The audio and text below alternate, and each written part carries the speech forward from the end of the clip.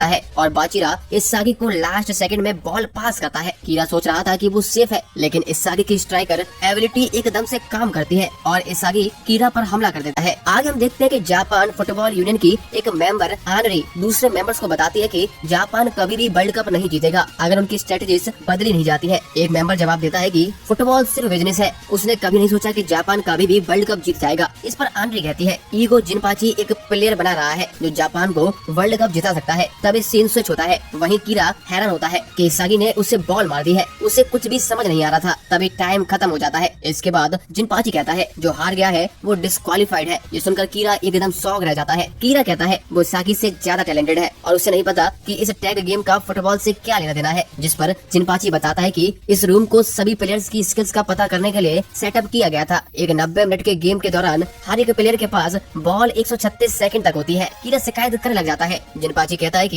तुम्हें last second survive करने के लिए कुछ करना चाहिए था और तुमने हार मान ली। एक असली मैच में लास्ट सेकंड पर गिव अप नहीं करना चाहिए, क्योंकि एक ट्रू स्ट्राइकर किसी भी समय गोल करने का चांस क्रिएट कर सकता है। एक ट्रू स्ट्राइकर हमेशा बोझ खुद पर उठाता है। जैसे इसागी और बाचिरा ने रूम में सबसे स्ट्रॉन्ग प्लेयर को अपना टारगेट चुना। अंत में जिनपाची कहता है कि कीरा को ब्लू लॉक छोड़ देना चाहिए। कीरा रूम में सभी से गुस्सा था और आखिर में उसने रूम छोड़ ही दिया। कीरा के जाने के बाद इसागी सोच रहा होता है कि उसने कीरा के फुटबॉल करियर को क्यों डिस्ट्रॉय कर दिया। इसके बाद इसागी ने बाचिरा से पूछा कि तुमने मुझे बॉल पास क्यों की थी। जिस पर बाचिरा बताता है कि उसने बस इसागी पर विश्वास किया था। आगे जिनपाची सभी लोगों से पूछता है कि आप लोगों को टेस्ट के दौरान क्या महसूस हुआ था। वो आगे कहता है कि जो फीलिंग तुमने अभी महसूस की तुम्हें वो फीलिंग कभी नहीं भूलनी है। ये फीलिंग तुम्हारे सर्वाइवल के लिए काम आएगी और इवेंचुअली तुम्हें सबसे अच्छा स्ट्राइकर बनाने के लिए जरूरी भी है। इस तरह से सबने जाना कि उन्होंने एडमिशन एग्जाम पास कर लिया है और इस तरह से रूम जी में बचे लोगों से मिलकर टीम जी बन जाती है। आगे दोनों में सभी लोग एक दूसरे को जानते हैं और साथ ही में अपनी बॉडी को भी ट्रेन करते हैं। इसागी ने अपने साथियों के साथ ट्रेनिंग की थी और उसके दौरान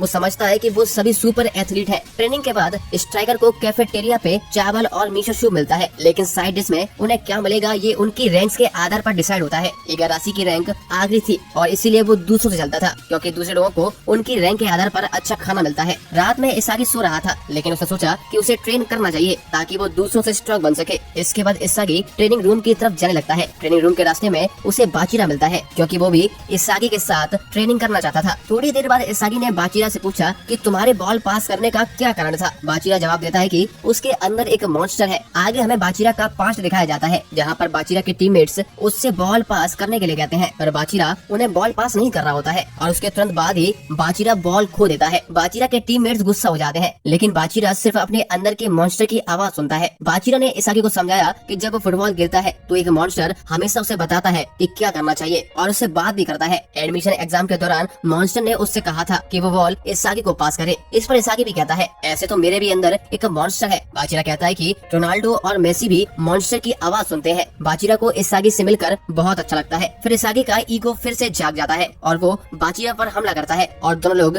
ट्रेन करने लगते हैं। बाद में स्ट्राइकर्स की रैंक बदल जाती है, जिस वजह से इसागी की रैंक भी बढ़ जाती है। तभी जिनपाची स्क्रीन पर आता है। वो सभी को बताता है कि ब्लू लॉक का प्लान क्या है। ये फैसिलिटी 5 बिल्डिंग्स में डिवाइडेड है और हर टीम ने टैग गेम के बाद एक व्यक्ति को खो दिया है, जैसे टीम जी ने कीरा को खो दिया है, जिस वजह से उनकी रैंक कम हो गई है। हमें साथ में ये भी बताया जाता है कि टीम जी सबसे लो रैंक वाली टीम है। इसके अलावा जिनपाची सभी को बताता है कि हायर रैंक प्लेयर को अच्छा फूड मिलता है, क्योंकि यहाँ का रूल है सबसे अच्छा फुटबॉल प्लेयर राजा है। आगे सीन स्विच होता है। हम देखते हैं कि एक प्लेयर इटोसी साई जो दुनिया के टॉप क्लब में एक जीनियस मिडफील्ड प्लेयर है। एक रिपोर्टर जिसका नाम जैक होता है वो सोचता है कि इटोसी जापान नेशनल टीम में शामिल होने का प्लान कर रहा है, पर इटोसी बताता है कि उसका सपना चैंपियंस लीग जीतना है और उसे जापान में खेलने में कोई इंटरेस्ट नहीं है, क्योंकि यहाँ की टीम्स कमजोर है। इटोसी अपने रूम से बाहर जा रहा होता है। तभी इटोसी को एक इवेंट के बारे में पता चलता है जो जापान फुटबॉल यूनियन ने ऑर्गेनाइज किया होता है। इस इवेंट में ब्लू लॉक प्रोजेक्ट को प्रेजेंट किया जा रहा था। न्यूज रिपोर्टर्स प्रोजेक्ट से सेटिस्फाइड नहीं थे, लेकिन आनरी ने सभी से कहा कि जापान को आगे बढ़ाना ही होगा और उसके लिए एक स्पेशल फुटबॉल हीरो का जन्म होने वाला है। इसी बीच ब्लू लॉक प्रोजेक्ट का पहला सिलेक्शन शुरू होता है और टीम जी 4 टीमों के खिलाफ